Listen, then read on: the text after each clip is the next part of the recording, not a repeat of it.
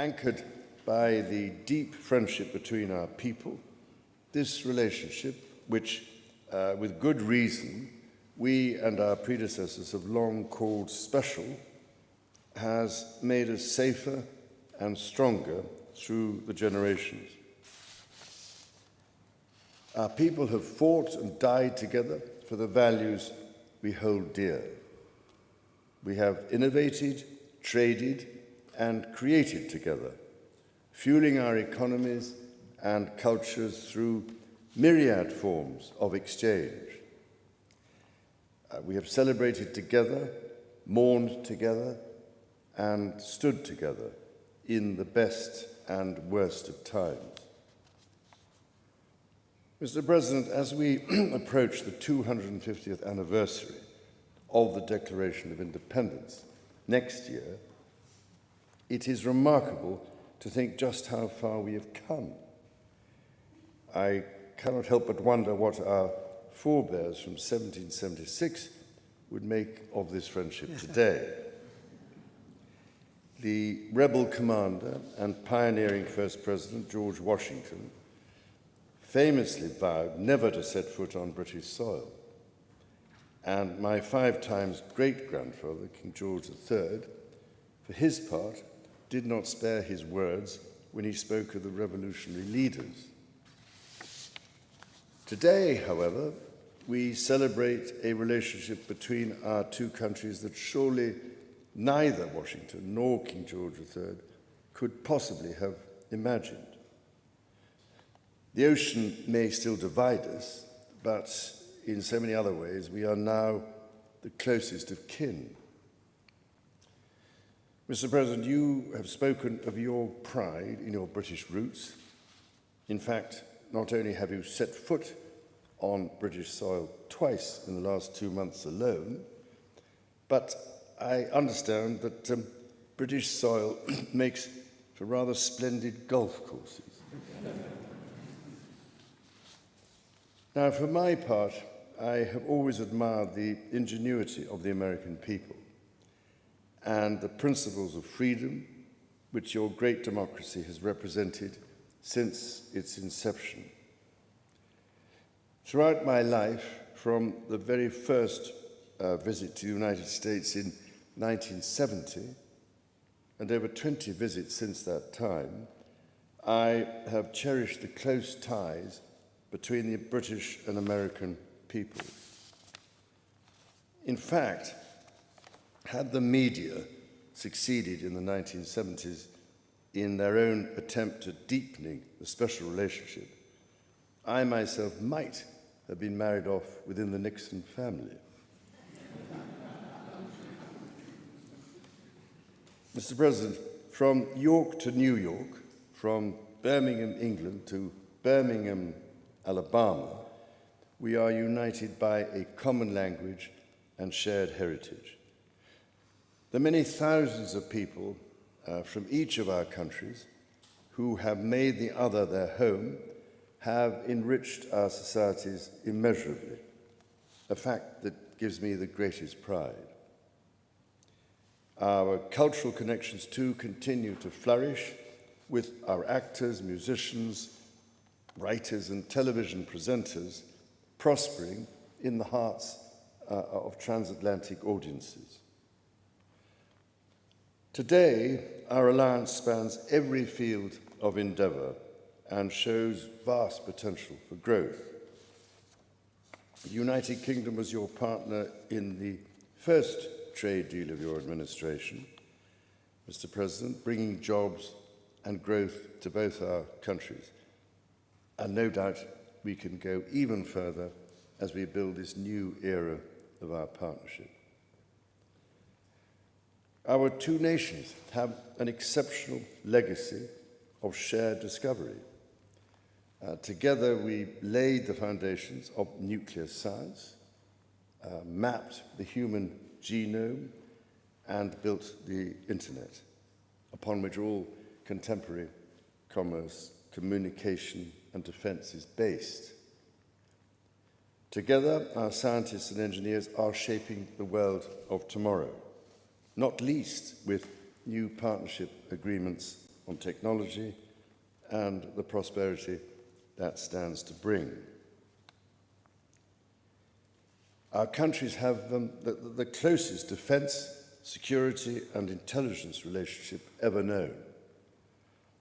In 2 world wars, we fought together to defeat the forces of tyranny.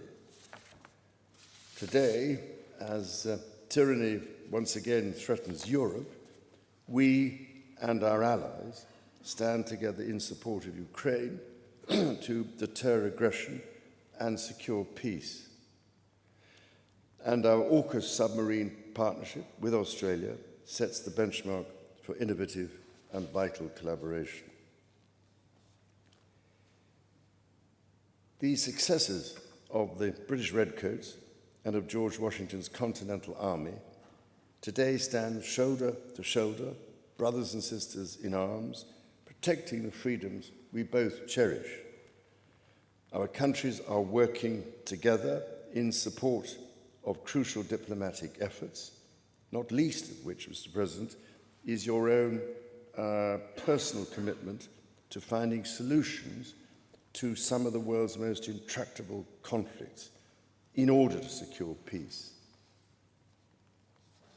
In striving for a better world, we also have a precious opportunity to safeguard and to restore the wonders and beauty of nature for the generations who follow us. We share the ambition and determination to preserve our majestic lands and waters, above all, to ensure that we have clean water, clean air, and clean food. Our legacy for the next 250 years and beyond is to ensure that our children, grandchildren, and those who come after them can experience the awe and magnificence of the natural treasures found in the countryside, on the coasts, in the seas, and in the national parks established by your predecessors and mine. Mr. President, Mrs. Trump, the bond between our two nations is indeed a remarkable one. Forged in the fire of conflict, it has been fortified through our shared endeavours and burnished by the deep affection between our people. Tested time and again, it has borne the weight of our common purpose and raised our ambition for a better world.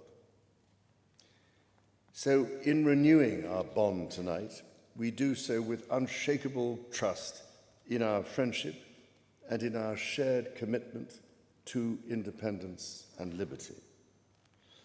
Therefore, as we celebrate this unparalleled partnership, allow me to propose a toast to President Trump and the First Lady, and to the health, prosperity, and happiness of the people of the United States of America.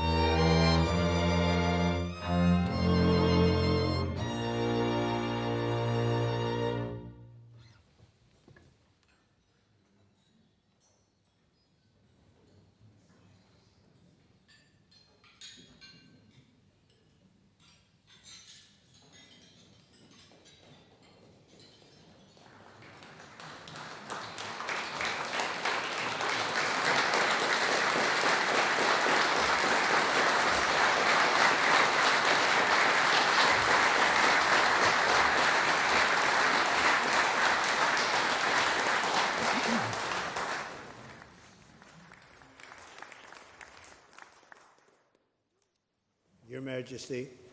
Melania and I are deeply grateful to you and Queen Camilla for your extraordinary graciousness. And to William and Kate, thank you so much. It's been so great being with you today. Thank you very much. Appreciate it. It's a singular privilege to be the first American president welcomed here.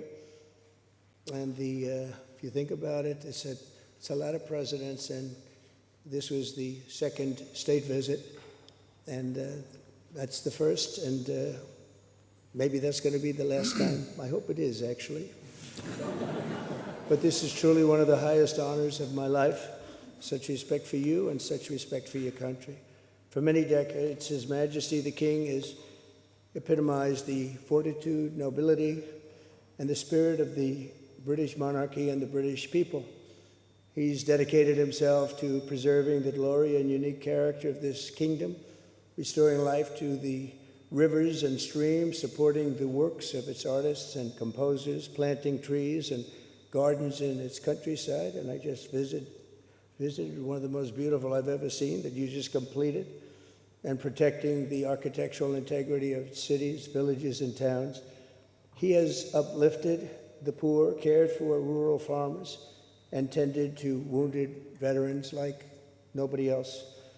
I'll tell you that I just stood in line and shook about 150 hands, and the king knew every single person and every single company, and some of them had bad names like XYZ-Q3, and he knew every one of them, or at least I think he did, because nobody was complaining. I was very impressed with that. But I just want to say that His Majesty has also raised a remarkable son in His Royal Highness Prince of Wales. Really amazing. We've gotten to know you, and I think you're going to have an unbelievable success in the future. Melania and I are delighted to visit again with Prince William and to see Her Royal Highness Princess Catherine, so radiant and so healthy, so beautiful. It's really a great honor. Thank you.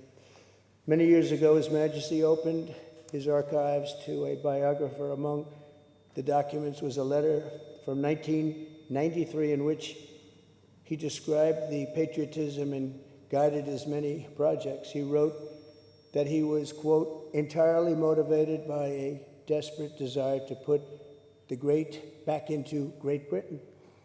In the finest tradition of British sovereigns, he has given his whole heart, everything he's got, to those parts of Britain that are beyond the realm of mere legislation. It's not easy, but which define its essence and its virtue, its harmony, and its soul. It's an amazing calling, and there's nobody that's answered that calling like you have.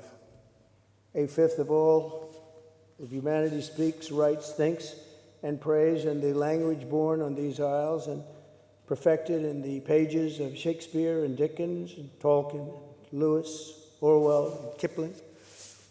Incredible people, unbelievable people like we have rarely seen before, probably won't see again. The lion-hearted people of this kingdom defeated Napoleon, unleashed the Industrial Revolution, destroyed slavery, and defended civilization in the darkest days of fascism and communism. The British gave the world the Magna Carta, the modern parliament, and Francis Bacon's scientific method. They gave us the works of Locke, and Hobbes, Smith, and Burke, Newton, and Blackstone. The legal, intellectual, cultural, and political traditions of this kingdom have been among the highest achievements of mankind. There's really never been anything like it. The British Empire laid the foundations of law, liberty, free speech, and individual rights virtually everywhere the Union Jack has ever flown, including a place called America. You know that place very well, don't you?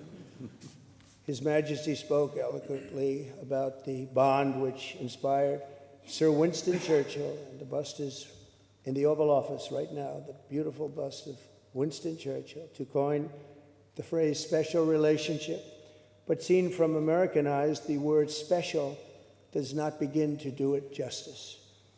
We're joined by history and fate, and by love and language, and by transcendent ties of culture, tradition, ancestry, and destiny. We're like two notes in one chord, or two verses of the same poem, each beautiful on its own, but really meant to be played together. The bond of kinship and identity between America and the United Kingdom is priceless and eternal. It's irreplaceable and unbreakable, and we are, as a country, as you know, doing unbelievably well. We had a very sick country 1 year ago, and today, I believe we're the hottest country anywhere in the world. In fact, nobody's even questioning it, but we owe so much of that to you and the footing that you gave us when we started. Together, we've done more good for humanity than any two countries in all of history. Together, we must defend the exceptional heritage that makes us who we are, and we must continue to stand for the values and the people of the English-speaking world, and we do indeed stand for that. On behalf of all Americans, I offer a toast to one of the great friendships, to two great countries, and to His Majesty, King Charles III, a very, very special man, and also a very, very special queen. Thank you very much. Thank you. Thank you very much.